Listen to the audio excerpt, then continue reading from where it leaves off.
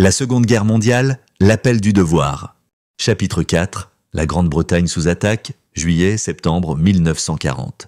Écrit par Liam Dale.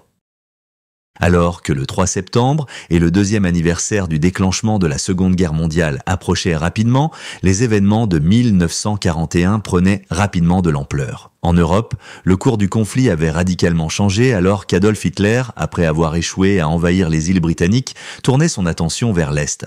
Le 22 juin 1941, les Allemands avaient envahi la Russie alors que Hitler donnait l'ordre de commencer l'opération Barbarossa, anticipant une victoire rapide en utilisant les tactiques de Blitzkrieg qui avaient vu la Pologne, le Danemark, la Norvège, les Pays-Bas et la France tous tomber aux mains des nazis. Hitler croyait vraiment que ses troupes conquéraient les puissances soviétiques avant l'arrivée de l'hiver. Cela s'avérerait être une énorme erreur de jugement car le Führer allemand sous-estimait grandement la force de son ennemi. De plus, tous les espoirs qu'il avait que ses alliés japonais attaquant la Russie depuis l'Est, pendant que les nazis avançaient depuis l'Ouest, ont été rapidement déçus, car l'Empire du Soleil levant était plutôt préoccupé par leur guerre en cours avec la Chine, et réveillait un géant endormi à eux, à savoir les États-Unis d'Amérique. Les mois de juillet, août et septembre 1941 s'annonçaient très intéressants. Et alors que le monde regardait et attendait de voir ce qui allait se passer ensuite, ce n'était pas seulement l'Union soviétique qui se préparait à jouer à la roulette russe. Pour beaucoup de gens qui regardent en arrière l'histoire de la Seconde Guerre mondiale, la position des Russes dans les événements tels qu'ils se sont déroulés est souvent difficile à comprendre. Même Winston Churchill, le Premier ministre britannique, a décrit la Russie comme étant une énigme enveloppée dans un mystère à l'intérieur d'une énigme, et alors que nous examinons en profondeur ce qui se passait en juillet 1941, revenir plus loin dans le temps nous aidera certainement à comprendre les choses plus en contexte. Traditionnellement, au début du XXe siècle, les Russes avaient des liens étroits avec la Grande-Bretagne, notamment parce que le tsar Nicolas II était marié à la petite-fille de la reine Victoria, Alexandra. Et alors qu'un autre petit-fils de la reine Victoria, le Kaiser allemand Wilhelm, menaçait la paix de l'Europe, les Russes se sont alliés aux Britanniques lorsque la Première Guerre mondiale a commencé en 1914. Mais alors que les champs de bataille d'Ypres et de la Somme étaient trempés du sang des jeunes hommes qui se battaient dans les tranchées, le puissant empire russe s'effondrait rapidement et dans les rues de Moscou, le sang russe était versé à parts égales. Alors que la Première Guerre mondiale faisait rage, la révolution russe de 1917 a vu les classes ouvrières se révolter contre leurs seigneurs capitalistes, déclenchant une guerre civile brutale. Avec de lourdes pertes face aux Allemands sur le front de l'Est et des conditions de vie qui se détérioraient sur le front intérieur, les tensions étaient vives. La décadence scintillante de la famille royale contrastait fortement avec l'existence maigre des classes paysannes. Et alors que Lénine s'imposait comme le leader bolchevique, la dynastie Romanov était renversée alors que le tsar et sa famille étaient capturés puis exécutés. C'était une période désespérée pour le peuple russe, qui a vu l'essor du communisme et de l'armée rouge, nommée en l'honneur de ceux dont le sang avait été versé dans la guerre contre le capitalisme. Puis, lorsque Lénine est mort en 1924, sa place a été prise par Joseph Staline. Ironiquement, Lénine avait averti du danger que représentait Staline, mais ses sages paroles sont restées sans écho. Dès les années 1920, Winston Churchill pouvait résumer une situation avec les mots les plus évocateurs et un fervent opposant au communisme. Il a déclaré qu'en ce qui concerne Lénine, pour le peuple russe, leur pire malheur avait été sa naissance, tandis que le suivant était sa mort. Cela s'est avéré très vrai, car les Russes étaient laissés à la dérive sans Lénine. Et lorsque Staline est arrivé au pouvoir sur les questions de droits de l'homme, il y avait peu à choisir entre le nouveau leader soviétique et Adolf Hitler. La grande purge de Staline dans les années 30 a laissé le monde et son propre peuple en peu de doute sur ce dont il était capable. Plus précisément décrite comme la Grande Terreur, Staline a lancé une purge du Parti communiste pour s'assurer qu'il ne faisait face à aucune opposition, tout comme Hitler le faisait avec son gouvernement en Allemagne nazie. Ceux qui avaient déjà montré leur désaccord étaient soit envoyés dans des camps de travail forcé, soit exécutés, tandis que des millions de minorités ethniques étaient déportées. Sur les 5 premiers maréchaux de l'Union soviétique, seuls 2 ont survécu à la purge, Budyonny et Vorochilov, qui auront tous deux leur rôle à jouer lorsque le monde entrera en guerre pour la 2e fois. Avec en moyenne une estimation de 1000 exécutions de Russes par jour, l'armée rouge est devenue une machine militaire féroce, durcie par le dogme et gouvernée par la terreur, capable de commettre les atrocités les plus terribles sans remettre en question les ordres. Bien qu'il soit farouchement opposé à Staline, Hitler avait beaucoup en commun avec lui et lorsque le Führer allemand a réalisé qu'il devait obtenir la coopération russe avant d'envahir la Pologne en 1939, malgré sa haine du communisme, il a conclu un pacte avec eux qu'il n'avait pas l'intention de respecter. C'était toujours destiné à être l'un des pactes les plus mal à l'aise de l'histoire. Et alors que nous revenons à juillet 1941, l'abandon cavalier d'Hitler de celui-ci peut avoir peu surpris les Alliés, mais a été un choc complet pour les Soviétiques, même s'ils avaient été avertis à plusieurs reprises de l'imminente invasion nazie par les services de renseignement alliés. Plus à l'est encore, des événements se déroulaient qui étaient redestinés à avoir des répercussions dramatiques avant la fin de l'année. Le 2 juin 1941, une conférence impériale a eu lieu au Japon alors que l'allié le plus puissant d'Hitler évaluait sa position. Avec l'opération Barbarossa mettant la Russie et l'Allemagne en guerre, les Japonais étaient réticents à être entraînés dans le conflit car ils avaient leurs propres problèmes qui exigeaient une attention plus immédiate.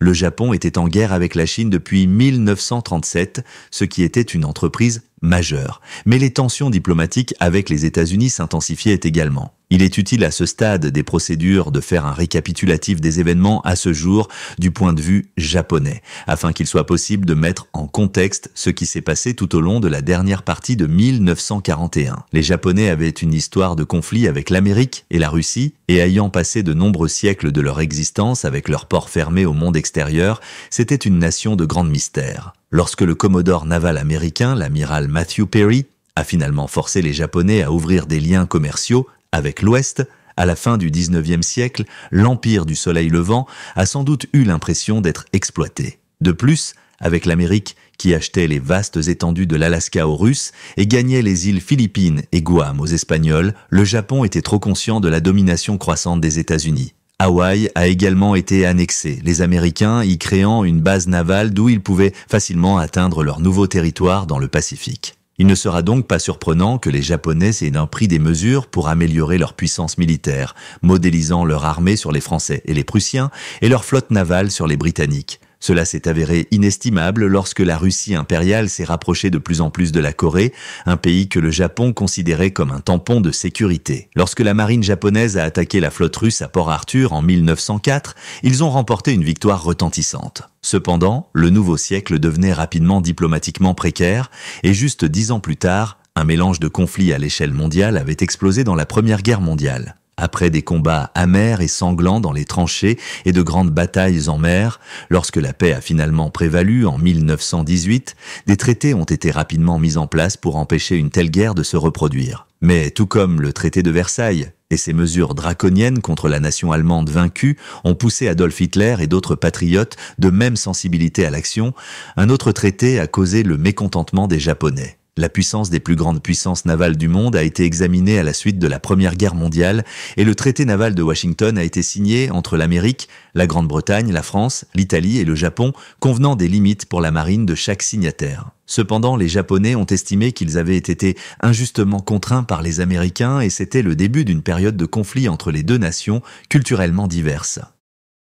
Le prince Fumimaro Konoe, qui deviendrait finalement Premier ministre du Japon, était sceptique quant aux intentions occidentales à cette époque et il était particulièrement préoccupé par le manque de ressources naturelles disponibles pour sa petite nation insulaire. Konoe croyait que les nations de l'Ouest protégeaient leurs propres intérêts et a remarqué que si chaque pays n'avait pas un accès égal aux marchés internationaux, la nation pauvre en ressources du Japon n'aurait d'autre choix que de détruire le statu quo pour sa propre préservation. En une décennie, les fondations fragiles de la paix que le traité de Versailles avait tenté de construire étaient d'un menacé et les prédictions de Konoe devaient devenir réalité. Le krach boursier de Wall Street de 1929 a plongé le monde dans une dépression économique et le Japon a été contraint de chercher plus loin des approvisionnements en matières premières pour nourrir l'économie mourante du pays. Il y avait déjà des colonies japonaises en Mandchourie, dans le nord-est de la Chine.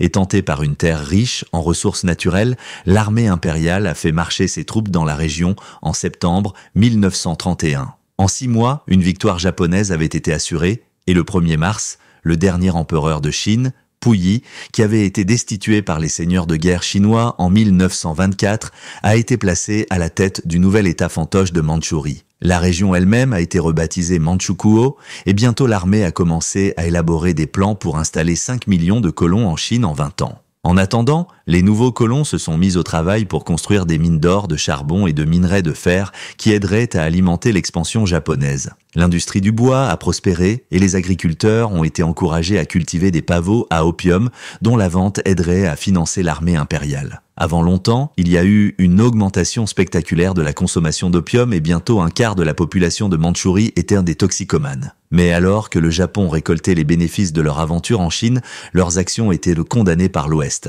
La Société des Nations, créée après la Première Grande Guerre pour prévenir d'autres actes d'agression dans le monde, a refusé de reconnaître la Mandchoukou comme un État indépendant et a ordonné au Japon de se retirer de la région. Cependant, en février 1933, un délégué japonais, Yosuke Matsuoka, a répondu aux représentants des nations du monde entier, leur disant que la Mandchourie était une question de vie ou de mort pour le Japon. Alors que Matsuoka a quitté la salle, cela marquait le retrait du Japon de la Société des Nations et le début de relations de plus en plus tendues avec l'Ouest. En 1936, le Japon avait renoncé au traité de Washington et en 1937, après 6 années de batailles sporadiques, le conflit entre la Chine et le Japon avait pris de l'ampleur et de l'intensité. Le 7 juillet, alors que les tensions s'intensifiaient entre les troupes du leader chinois Chiang Kai-shek et l'armée impériale du Japon, un incident au pont Marco Polo, au sud de Pékin, a conduit à une guerre totale entre les deux pays. Sous l'œil vigilant de l'Ouest, les troupes japonaises ont commencé à affluer en Chine sous la direction du leader militaire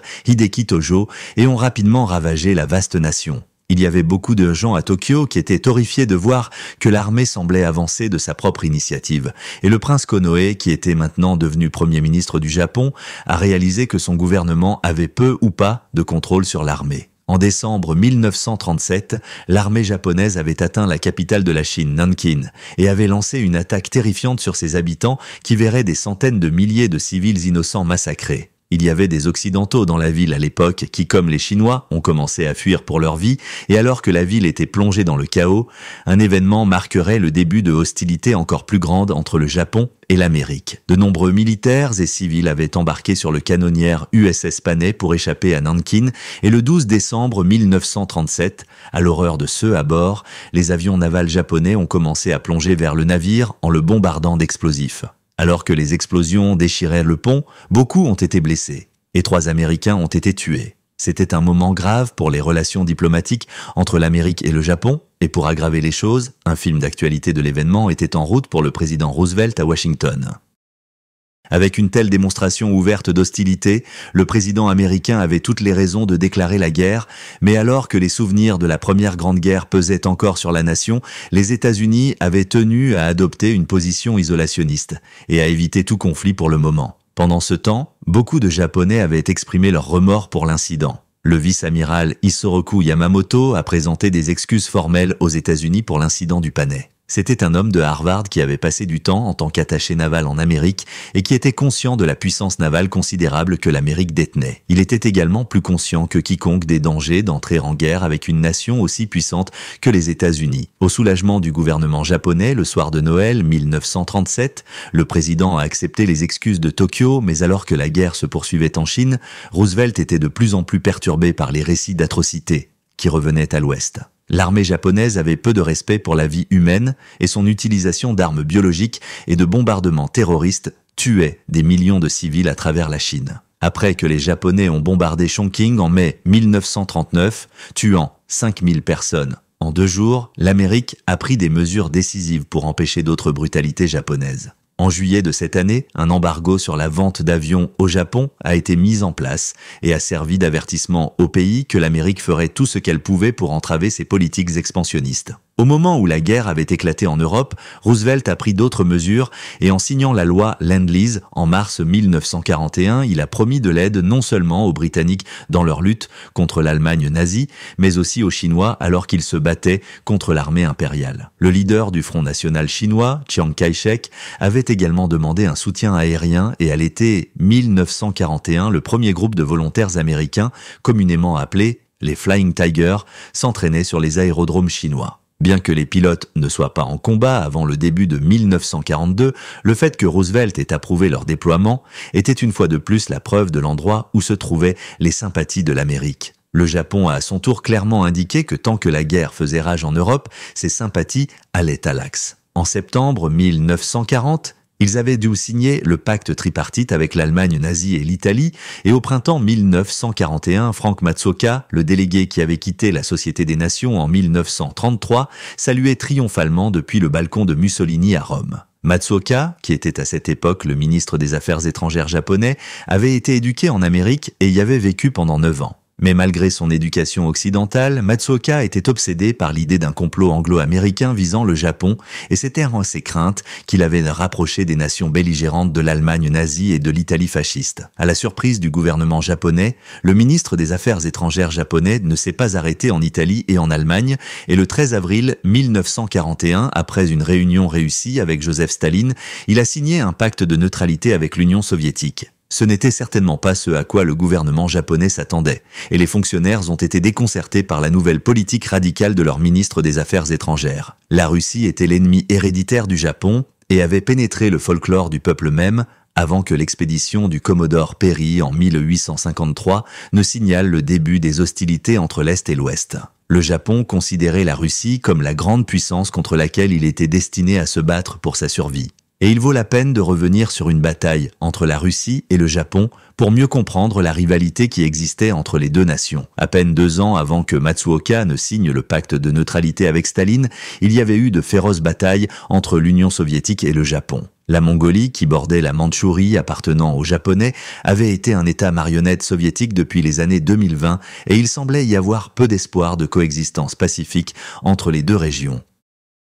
La frontière entre les deux territoires était vivement contestée, et alors que le Japon affirmait que la frontière longeait la rivière Khalkhin-Gol, les soviétiques soutenaient qu'elle passait près du village de Nomonyan à une dizaine de miles à l'est de la rivière. L'argument a continué tout au long des années 1930 et il y a eu de fréquents affrontements militaires entre les troupes japonaises et les troupes mongoles et soviétiques. Mais l'engagement le plus décisif de la guerre frontalière soviéto-japonaise serait la bataille de Khalkhin-Gol. En fait, cette bataille aurait également une importance majeure dans l'histoire de la Seconde Guerre mondiale. Au printemps 1939, les nations soviétiques et japonaises avaient renforcé leurs forces de part et d'autre du Khalkhin-Gol et en juillet, les troupes japonaises avaient franchi la rivière et avançaient le long de la rive ouest. Ils ont cependant fait face à une opposition féroce, dirigée par un commandant soviétique relativement inconnu à l'époque. Georgi Zhukov était le fils d'un cordonnier de village et avait mené la vie d'un paysan jusqu'à son incorporation dans l'armée. Pendant la Première Guerre mondiale, cependant, il a fait preuve de son expertise militaire et a rapidement été promu au rang d'officier pour sa bravoure au combat. Plus tard, Zhukov a rejoint le parti bolchevique, où son passé de pauvreté est devenu un atout majeur et il a été l'un des rares officiers à survivre à la grande purge de Staline de l'armée rouge. Renommé pour sa planification détaillée, sa discipline et son attitude de ne jamais abandonner en bataille, Zhukov deviendra finalement l'un des plus grands généraux de l'Union soviétique et dissuadera certainement les Japonais de jamais chercher à se battre avec les soviétiques à nouveau. En août 1939, Zhukov a lancé sa contre-attaque à Khalkhin-Gol avec 50 000 troupes soviétiques et mongoles et des divisions d'artillerie motorisée et de chars qui se sont avérées plus qu'à la hauteur des Japonais. À la fin du mois, la force opérationnelle du Nord avait été détruite, et tandis que les soldats japonais survivants étaient faits prisonniers, Zhukov a été félicité pour sa victoire exceptionnelle. Au moment où un accord de cessez-le-feu a été signé le 15 septembre, cependant, les soviétiques avaient d'autres affaires à régler. Staline avait de nouveaux engagements en Europe de l'Est, ayant accepté de participer à l'invasion nazie de la Pologne, et l'armée rouge était maintenant attirée par un tout autre champ de conflit. Un peu plus de 2 semaines après l'invasion initiale du pays par Hitler, le 17 septembre 1939, les soviétiques ont fait irruption dans l'est de la Pologne à l'horreur de ceux qui combattaient déjà contre les forces allemandes. Pendant ce temps, au Japon, les événements en Mongolie auraient un effet profond sur la politique de guerre. L'armée impériale avait longtemps favorisé un groupe de frappe du Nord et avait préconisé de marcher profondément en Sibérie pour étendre davantage l'empire du Japon pendant des années. En fait, la propagande avait commencé à circuler dès 1919, encourageant les Japonais à soutenir l'occupation de l'extrême-orient russe. La bataille de Khalkhin-Gol, cependant, avait quelque peu changé la donne. La défaite désastreuse a maintenant convaincu l'état-major général impérial à Tokyo qu'au lieu de suivre le groupe de frappe du Nord pour étendre les frontières de l'Empire, il devrait plutôt se concentrer sur un groupe de frappe du Sud. Cette stratégie, favorisée par la marine, conduirait le Japon vers les riches territoires du Pacifique Sud, où se trouvaient de nombreux avant-postes de l'Empire britannique et des États-Unis, et changerait finalement le cours de la Seconde Guerre mondiale. Entre-temps, à l'été 1941, bien que les Soviétiques aient été assurés qu'il n'y avait plus de menaces japonaises à leurs frontières orientales, Hitler avait renoncé à son pacte de non-agression avec le pays, et une vaste armée de l'Axe traversait maintenant leurs frontières méridionales. Hitler avait attendu de nombreux mois pour l'occasion de s'attaquer aux maux du communisme, et finalement, le 22 juin 1941, l'invasion de l'Union soviétique, l'opération Barbarossa, était bien en cours. Les forces armées allemandes étaient divisées en 3 groupes d'armées, nord, sud et centre, et avaient là pour objectif global d'atteindre les montagnes de l'Oural au nord et le fleuve Volga au sud. Le groupe d'armées du Nord marcherait à travers les pays baltes et prendrait ou détruirait la ville de Leningrad, aujourd'hui connue sous le nom de Saint-Pétersbourg. Ce groupe serait commandé par Wilhelm von Leeb, un général détesté par Hitler pour ses attitudes anti-nazies, mais qui avait gagné sa place à la tête de Barbarossa après son grand succès lors de la bataille de France. Pendant ce temps, le groupe d'armées du Sud frapperait à travers le cœur agricole de l'Ukraine, prenant Kiev avant de continuer vers l'est en direction de Stalingrad sur le fleuve Volga et du riche en pétrole Caucase. Le groupe Sud serait dirigé par Gerd von Rundstedt, qui avait vu l'action en Pologne et en France, et avait également aidé à planifier l'invasion de la Grande-Bretagne, l'opération Sillon.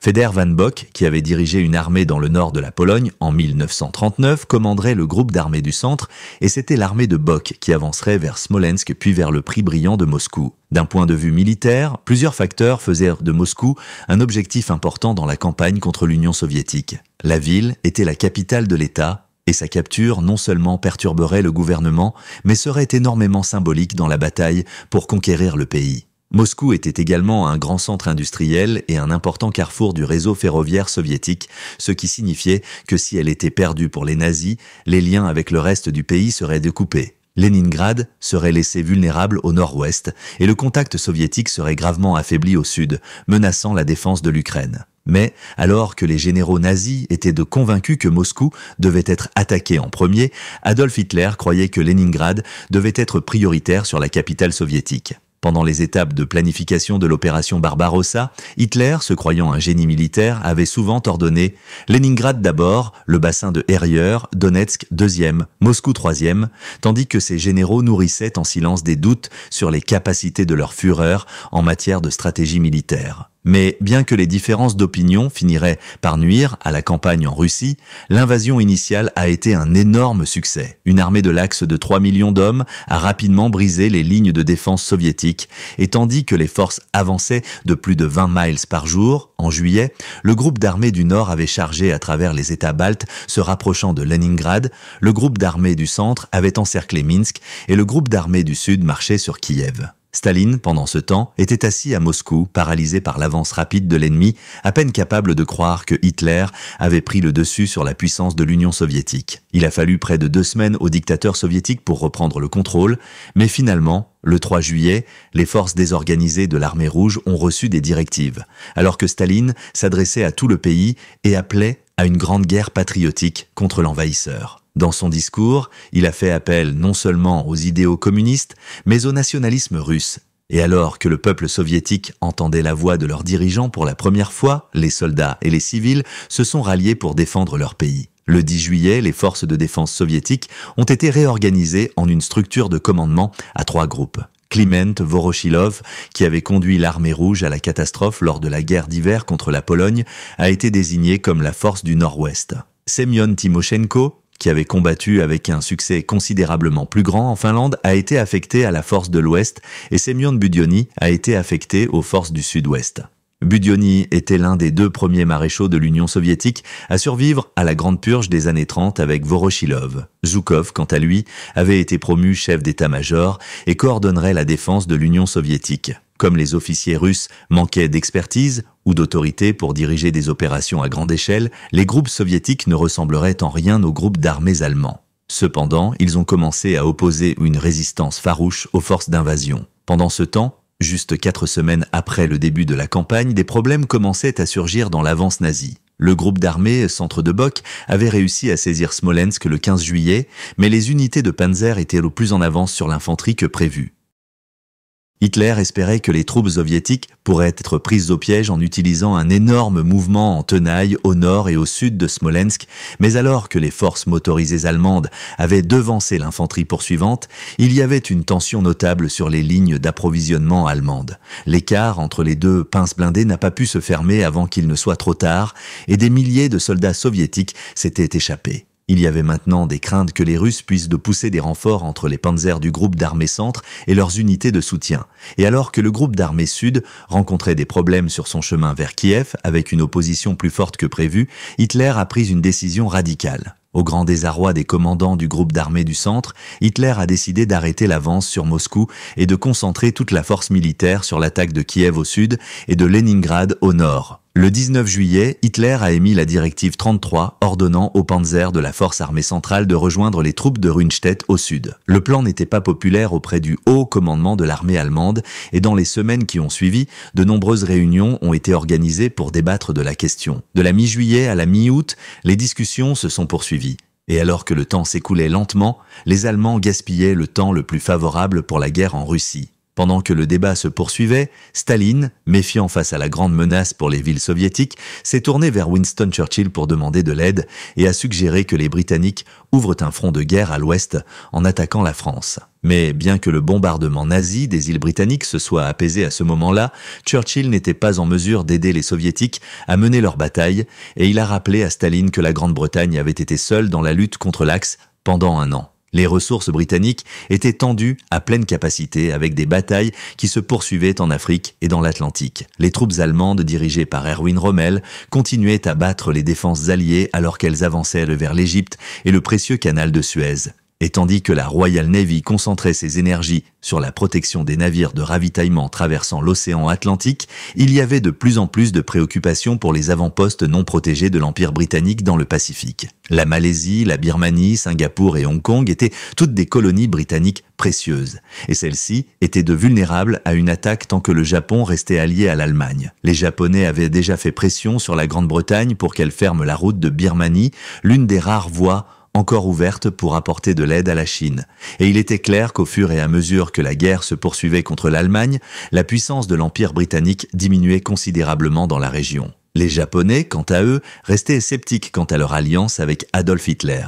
En tant que membres du pacte tripartite, les politiciens japonais avaient été choqués que l'Allemagne ne les ait pas informés de l'attaque contre l'Union soviétique, ce qui les a mis dans une position délicate après leur accord avec Staline. Cependant, le ministre des Affaires étrangères Matsuoka a rapidement pris le parti de Hitler et rejetant son précédent traité avec le dirigeant soviétique, a maintenant exhorté le Japon à entrer en guerre avec la Russie depuis l'Est alors que l'Allemagne avançait à travers ses frontières depuis l'Ouest. Le gouvernement en avait maintenant assez de leur ministre des Affaires étrangères et était désireux de se débarrasser de lui. Donc, le Premier ministre Konoe, avec tout le cabinet, a démissionné en juillet 1941 pour être reformé en un nouveau gouvernement sans lui. Mais bien que l'absence de Matsuoka ait été un soulagement pour beaucoup à Tokyo, Konoe craignait que le Japon ne se dirige rapidement vers le bord d'une guerre qui serait bientôt inévitable. L'Empire de l'Est avait déjà diffusé de la propagande en faveur d'une sphère de coprospérité de la Grande Asie de l'Est pour rallier le soutien à son entreprise vers le sud du Pacifique. Le gouvernement prétendait que cette entreprise placerait les peuples de l'Asie du Sud-Est et de la Chine sous la protection du Japon. Les empires occidentaux avaient longtemps profité de la richesse du Pacifique et le Japon libérerait maintenant l'Asie de l'impérialisme européen et américain, mais alors que ceux des îles du Pacifique commençaient à croire vraiment que l'empire du soleil levant serait leur salut, la sphère de coprospérité n'était rien de plus qu'une excuse pour un expansionnisme militaire agressif. Au début de juillet, les services de renseignement américains ont intercepté un message d'une conférence impériale tenue au Japon qui indiquait que la préparation d'une avancée vers le sud devait être renforcée et le 18 juillet, il était clair que le Japon se préparait à s'aventurer plus loin. Leur première cible serait une partie de l'empire colonial français, l'Indochine française, qui comprenait une grande partie du Vietnam, ainsi que le Cambodge et le Laos, et qui avait été administrée par le régime pro-Axe de Vichy après la chute de la France en 1940. Les Japonais avaient fait des demandes à l'Indochine pendant des mois, mais finalement, les responsables de Vichy ont cédé à la pression et ont signé à contre-cœur un traité avec les belligérants le 24 juillet, leur permettant d'occuper des bases aériennes dans le sud du pays. Cela a maintenant placé les Japonais à portée facile des colonies britanniques et des bases militaires américaines. Pendant ce temps, alors que la menace d'une attaque japonaise à l'Est commençait à grandir, Roosevelt a fait un autre geste audacieux dans la guerre économique qu'il menait contre le Japon, en imposant un embargo sur le commerce japonais de pétrole et d'acier, donnant au Japon un ultimatum pour se retirer entièrement de la Chine et de l'Indochine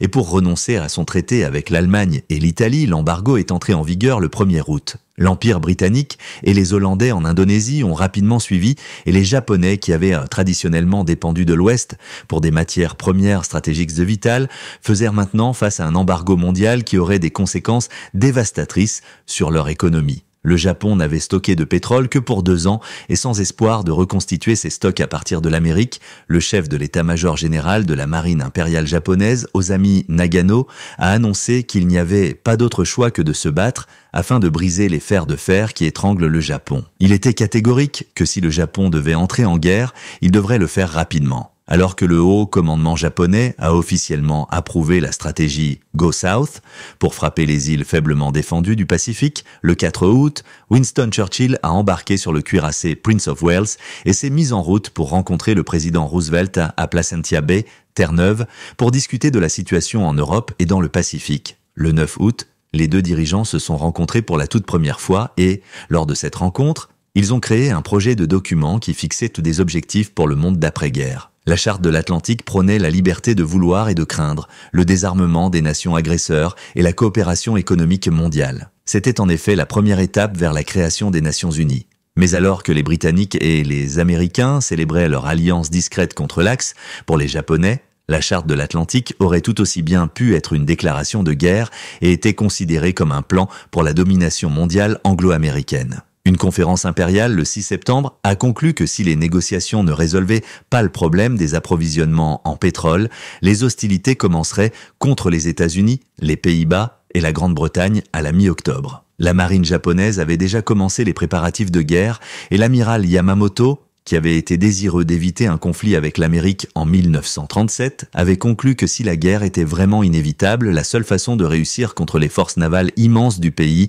était d'attaquer la flotte américaine avant qu'elle n'atteigne l'Extrême-Orient. Des espions à Hawaï, envoyant des informations depuis la base navale américaine de Pearl Harbor, de sorte que le plan d'attaque pouvait être perfectionné, et tandis que les États-Unis se concentraient sur l'augmentation des forces et la défense de leur base dans le Pacifique, il semblait qu'ils avaient peu idée des risques plus proches de chez eux. En attendant, certains au sein du gouvernement japonais étaient encore réticents à entrer en guerre avec l'Amérique. Le Premier ministre Konoye a exhorté une rencontre avec le président Roosevelt afin que les questions puissent être négociées, proposant même de se rendre aussi loin qu'à Hawaï à un moment donné. Mais tant que le Japon n'acceptait pas l'ultimatum fixé, le secrétaire d'État de Roosevelt, Cordell Hull, a conclu qu'il y avait peu de raisons pour que les 2 dirigeants se rencontrent. Alors que les événements s'accéléraient dans le Pacifique et que le Japon se préparait à la guerre, en Russie, la pause pour le débat qui avait retardé l'offensive allemande avait finalement pris fin. Hitler avait refusé de reculer face à l'opposition militaire à ses plans, et alors que les panzers du groupe d'armées du centre se dirigeaient maintenant vers le sud pour rencontrer l'armée de Rundstedt qui avançait sur Kiev, le 23 août, l'attaque avait repris. Le 19 septembre, Kiev était tombé aux mains des nazis et 4 armées russes étaient encerclées dans ce qui est maintenant considéré comme le plus grand encerclement de troupes de l'histoire. Selon les affirmations allemandes, 600 000 soldats soviétiques ont été capturés dans une défaite sans précédent pour l'armée rouge. Laissés à la merci des nazis, le sort de beaucoup de ces hommes serait pire que la mort car ils ont été envoyés au camp de concentration de Buchenwald en Allemagne. C'était l'un des plus grands camps que les nazis avaient y construit et ces prisonniers souffriraient d'horreurs inimaginables alors qu'ils étaient maintenant confrontés à la famine, aux exécutions sommaires ou aux expérimentations humaines. Parmi tous les prisonniers de Buchenwald, les Russes seraient particulièrement maltraités car selon Hitler, ils étaient une race sous-humaine qui devrait être éradiquée de la surface de la Terre. La perte de tant de troupes soviétiques, alors que Kiev tombait, serait désastreuse pour l'armée rouge.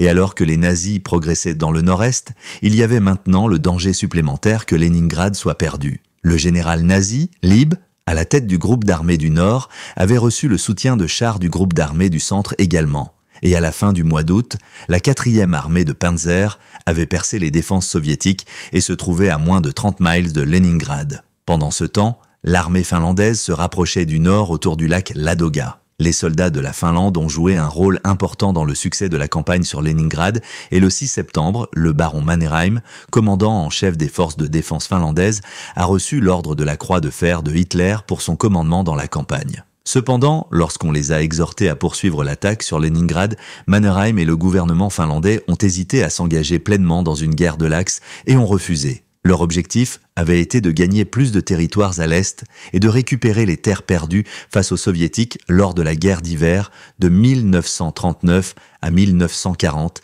et non de capturer Leningrad. Mais même sans l'aide des Finlandais, le sort de Leningrad semblait déjà scellé. La ville soviétique, qui se dressait sur la rivière Neva, à l'embouchure du golfe de Finlande, était l'une des villes les plus précieuses de Russie. Et Hitler était impatient de la détruire et d'annihiler tous ceux qui s'y trouvaient. Les forces allemandes ont encerclé la ville, coupant toutes les voies d'approvisionnement vers Leningrad et, face aux défenses organisées par le maréchal Zhukov, ont commencé à assiéger la ville. Dans le chaos des premiers mois de guerre, aucun plan d'évacuation n'avait été préparé pour les habitants de Leningrad et alors que les approvisionnements alimentaires diminuaient, des centaines de milliers de personnes moururent de faim. Les gens étaient réduits à manger tout ce qu'ils pouvaient trouver et dans certains cas, certains ont même eu recours au cannibalisme. Le 22 septembre, Hitler a annoncé « Nous n'avons aucun intérêt à sauver la vie de la population civile » et a ordonné que la ville soit effacée de la surface de la terre. Le siège se poursuivrait pendant 872 jours et à la fin de cette période, plus d'1 million de personnes seraient mortes à Leningrad. Avec Kiev et Leningrad face à la destruction par les nazis, à la fin du mois de septembre, Hitler a ordonné que l'avance sur Moscou commence, déclarant « Après 3 mois de préparatifs, nous avons enfin la possibilité d'écraser notre ennemi avant l'arrivée de l'hiver. » Mais alors que les soviétiques continuaient à tenir bon et que les premières neiges commençaient à tomber sur le front de l'Est, une victoire allemande sur l'Union soviétique était encore loin. L'hiver russe rigoureux promettait un désastre pour la guerre de Hitler contre le communisme et la bataille que les nazis espéraient terminer en quelques mois ne faisait que commencer. En attendant, alors que l'échéance du Japon pour mettre fin aux négociations avec l'Amérique approchait, il semblait que l'hiver de 1941 verrait le tournant le plus dramatique de la Seconde Guerre mondiale à ce jour.